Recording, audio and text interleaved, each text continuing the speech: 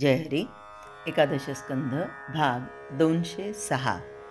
28व्या अध्यायामध्ये साधकांना येणारी विघ्न यामध्ये नाथ महाराज आपल्याला सांगता आहेत.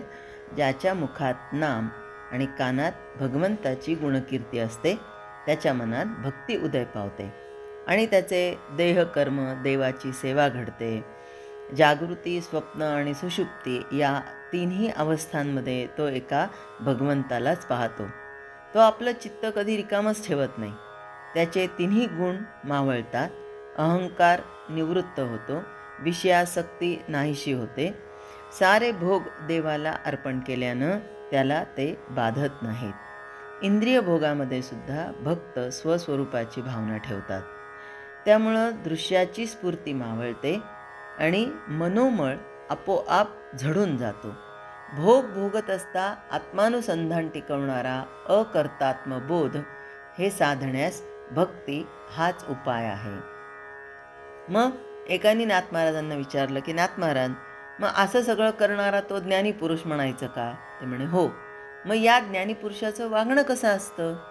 तर त्यांनी सांगितलं, ज्याला आत्मसाक्षात्कार होतो, मी देह नसून साक्षात परमात्म स्वरूप आहे असा स्पष्ट अनुभव येतो, तो ज्ञानी पुरुष समजावा.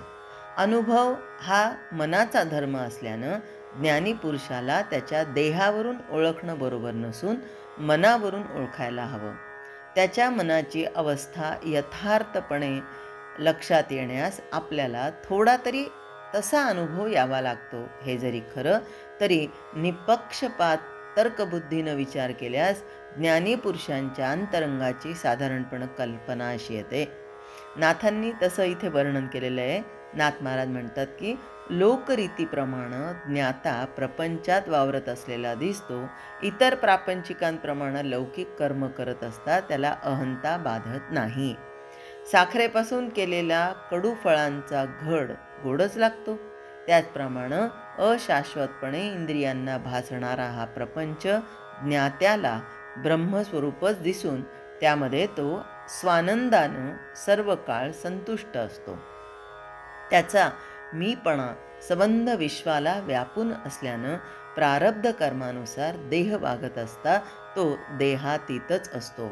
म्हणून देह उभा असला तरी ज्ञाता उभा राहत नाही, देह बसला तरी बसत नाही.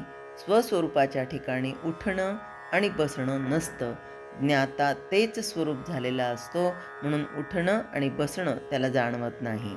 देह एकदेशी असतो तर ज्ञाता स्वतःला सर्व ठिकाणी पाहतो. त्याचा देह स्वदेशी राहिला किंवा परदेशी गेला, अन्न जेवला किंवा पाणी प्याला, त्यानं डोळ्यानं पाहिलं, कानानं ऐकलं, नाकानं वास घेतला, त्वचेनं स्पर्श केला, जिभेनं चव घेतली आणि हातानं दान दिलं, तरी त्याची सर्व कायिक, वाचिक, मानसिक कर्म प्रारब्धानुसार स्वाभाविकपणे घडत जातात. स्वतः ब्रह्मस्वरूप ज्ञाता निर्दोषच राहतो. तो स्पर्शही करत नाही. तो सहज स्वभावानं अनेक गोष्टी बोलतो तरी बोलून अबोलच राहतो. त्याच्या बोलण्यात मोठं माधुर्य उत्पन्न होत असलं तरी त्याची मौनाची मिठी सुटत नाही. मी मोठा चतुर बोलका आहे असा अभिमान त्याला होत नाही. निरर्थक बोलायचं त्याला समजतच नाही. नीट बोलून तो न बोलल्याप्रमाणे असतो. माझं तुझं हे तो ओळखतो, पण सारं त्रैलोक्य स्वतःसारखंच समजतो. नेहमी आत्मसुखानं भरून राहिल्यानं तो कधीच विकारवंत होत नाही. नेहमी सहज स्थितीत राहणारा ज्ञाता परिपूर्ण चैतन्य स्वरूप असतो. मी ब्रह्मस्वरूप आहे ही स्फूर्तीही मावळून जाते. ते स्वरूप उंच नाही, ठेंगणं नाही, मोठं नाही, रोड नाही, सरळ नाही, वाकडं नाही, थंड नाही, उष्ण नाही, मृदू नाही, कठीण नाही, कडू नाही, गोड नाही, डोळस नाही, अंधळ नाही, जाणतं नाही, नेणतं नाही, बोलकं नाही, मौन नाही, भेद नाही, अभेद नाही. किती किती सांगायचं त्याच्याबद्दल. इथे नाही तिथे नाही, येत नाही जात नाही, जवळ नाही लांब नाही, खात नाही उपाशी नाही, घेत नाही देत नाही, जगत नाही मरत नाही, बद्ध नाही मुक्त नाही, नित्य नाही अनित्य नाही, साकार नाही शून्य नाही, पापी नाही पुण्यमय नाही, सगुण नाही निर्गुण नाही, संत नाही असंत नाही, ते स्वानंदानं भरलेलं पूर्ण सुख स्वरूप आहे. त्या स्वरूपाशी सर्वस्वी तादात्म्य पावलेले ज्ञानी भक्त ज्ञानापासून अलिप्त राहून सर्व प्राणीमात्रात भगवंत रूपच पाहतात. ते निर्विकारी आत्मस्वरूपाच्या प्रकाशात परमात्म सुखानं संतुष्ट होऊन देहाकडं साक्षीत्वानं पाहतात आणि उर्वरित जीवन जगतात. मग एकाला प्रश्न पडला की मग साधकाने कसं असावं? तर ते सांगतात, भगवंताची प्राप्ती हे सर्वोत्तम ध्येय मानल्यावर बाकी सर्व गोष्टींना गौण स्वरूप येतं. विद्या, कला, ज्ञानशास्त्र, परोपकार हे सगळं दृश्य साधनांना तेवढ्यापुरतं महत्त्व देतं. प्रपंचात राहिल्यावर सर्व प्रकारच्या व्यवहाराशी संबंध येतो. तिथे अनुसंधान मजबूत असेल तरच साधकाला भगवंताचं स्मरण राहू शकतं. अनुसंधान टिकवण्यासाठी भगवंताच्या नामाचा आणि सत्संगाचा फार उपयोग होतो, असं नाथ महाराज पुन्हा पुन्हा सांगतात. आत्मा स्वयंप्रकाश आणि अत्यंत निर्मळ आहे.